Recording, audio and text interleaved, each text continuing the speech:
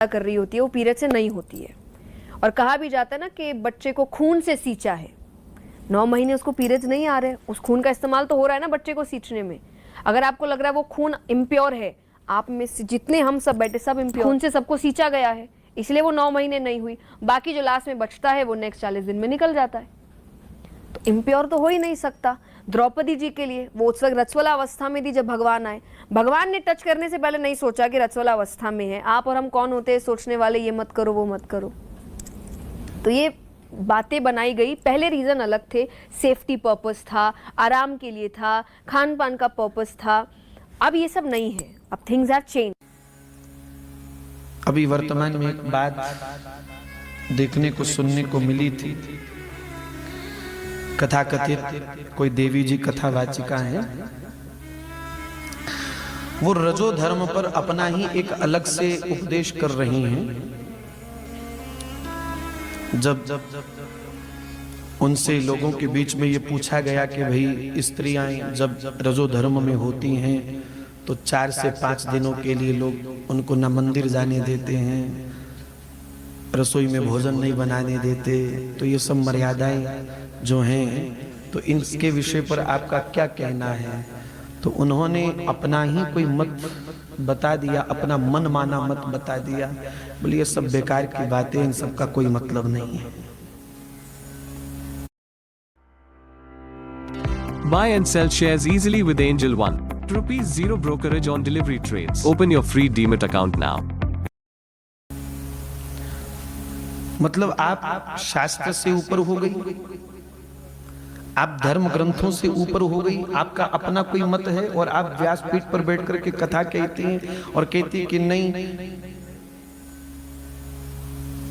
जिस रक्त से स्त्री ने 9 महीने अपने पेट में बच्चे को सींचा है, बच्चे को बनाया है, निर्माण किया है, वो इनप्योर कैसे हो सकता है? यदि वो ब्लड इनप्योर है तो उसी ब्लड से बनने वाला बच्चा भी तो इनप्योर ही होता है।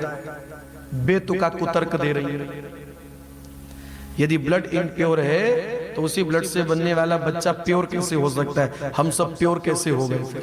फिर हम भी इनप्योर होने चाहिए थे। ये उन्होंने अपना तर्क नहीं कुतर्क दिया, बेतुकी बात कह करके। यहां से सिद्ध होता है यदि वो ऐसी दुर्भावना का यदि खुले मंच से लोगों के सामने समर्थन कर रही हैं, तो इसका अर्थ ये है कि वो स्वयं कथावाचिका हैं, व्यासपीठ पर बैठती हैं, तो फिर व्यासपीठ की मर्यादा कहां रही? आपकी निष्ठा आपके धर्म ग्रंथों पर नहीं है, शास्त्रों पर नहीं है, ठीक है, ना करिए, क्योंकि आपके वक्तव्य से यही सिद्ध होता है कि आप शास्त्र प्रमाण को नहीं स्वीकार करती हैं।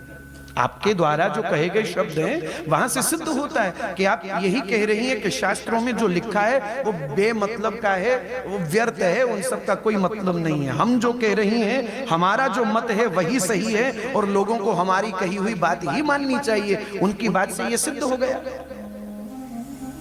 तो फिर तो वो पूरा महीना व्यासपीठ पर बैठ करके कथा भी कहती होंगी। फिर कहां बची व्यासपीठ की मर्यादा? बंधु, स्त्री अपवित्र नहीं है। हमारे ग्रंथों में माताओं बहनों के रजो धर्म को लेकर के जो बातें कही गई हैं, वहां से कहीं से ये सिद्ध नहीं होता है कि स्त्री अपवित्र है। स्त्री अपवित्र नहीं है, वो समय अपवित्र है। स्त्री दूषित नहीं है। हमारे धर्म ग्रंथों ने कभी स्त्री को दूषित नहीं कहा, अपवित्र नहीं कहा। हमारे सदग्रंथ कह रहे यत्र नार्यस्ति पूजयन्ति तत्र रमन्ते देवता। जहां नारी का सम्मान होता है वहां देवता निवास करते। हमारा धर्म ग्रंथ तो ये कहता है, हमारे शास्त्र तो ये कहते हैं।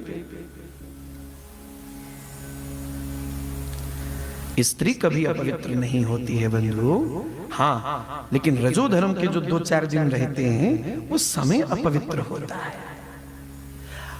आप यदि धर्म शास्त्रों को नहीं मानती हैं देवी जी, तो फिर उनका क्या? जो आपकी दादी परदादी अनंत काल से जो अनुभव करती हुई आ रही है, जिस परंपरा का निर्वाह करती हुई आ रही है, आप कहती हैं कि बीच के लोग आकर के मामला गड़बड़ कर देते। वो बीच के लोग कौन है? फिर तो बीच में तो फिर आपकी दादी परदादी भी तो आती थी। इसका मतलब वो भी गलत है। इसका तो यही अर्थ हुआ कि वो भी गलत है।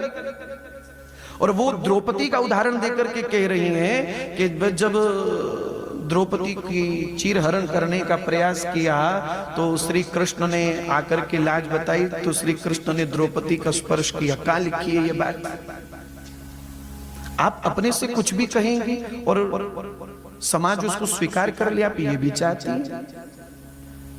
मनमाना वक्तव्य आप दे रही हैं जिसका शास्त्र में कोई प्रमाण ही नहीं है, और आप ये चाहती कि मैं जो बोलूं समाज उसको स्वीकार करे बिना किंतु परंतु के। ऐसा नहीं होता।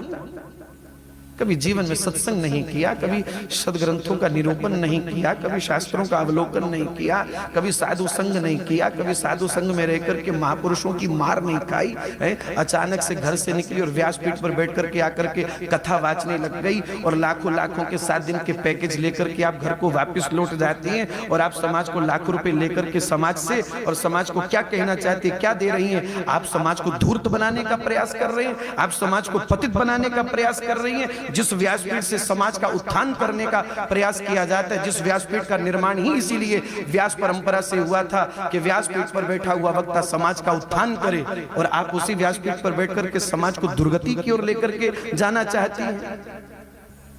कहने को आप कथावाचिका।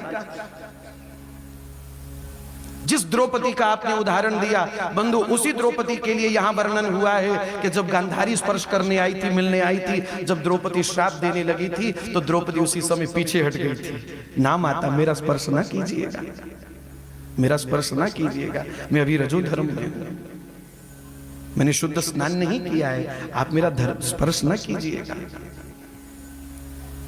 आप द्रौपदी का उदाहरण ले रही हैं। आपने एक बात तो पढ़ ली, अगले पन्ने पर जो बात लिखी है वो आपने नहीं पढ़ी।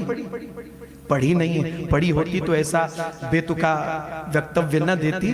केवल सुनी सुनाई बातों को अपने खुले मंचों से बोल करके लोगों के सामने और समाज को गुमराह करने का प्रयास किया जा रहा है। और मैं समाज से भी करवद्य हाथ जोड़ करके व्यासपीठ से निवेदन करूं, ऐसे लोग जो व्यासपीठ की परंपरा नहीं जानते, व्यासपीठ की मर्यादा नहीं जानते, क्या बोलना है क्या नहीं बोलना है, जिन लोगों को व्यासपीठ की ABCD भी नहीं मालूम, जिनको सही ढंग से मंगलाचरण का श्लोक तक बोलना ना आया आज तक,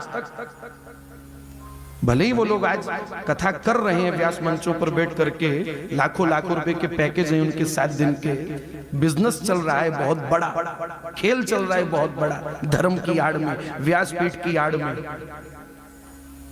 समाज से मेरी करवद्य प्रार्थना है, भैया अगर अपना मंगल चाहते हो, अपना कल्याण चाहते हो, अपने समाज का भला चाहते हो, तो भैया ऐसी बेतुकी बातों को सुनना नहीं है। अगर कान में कभी आ भी जाए तो इधर से सुन के इधर से निकाल दिया करो।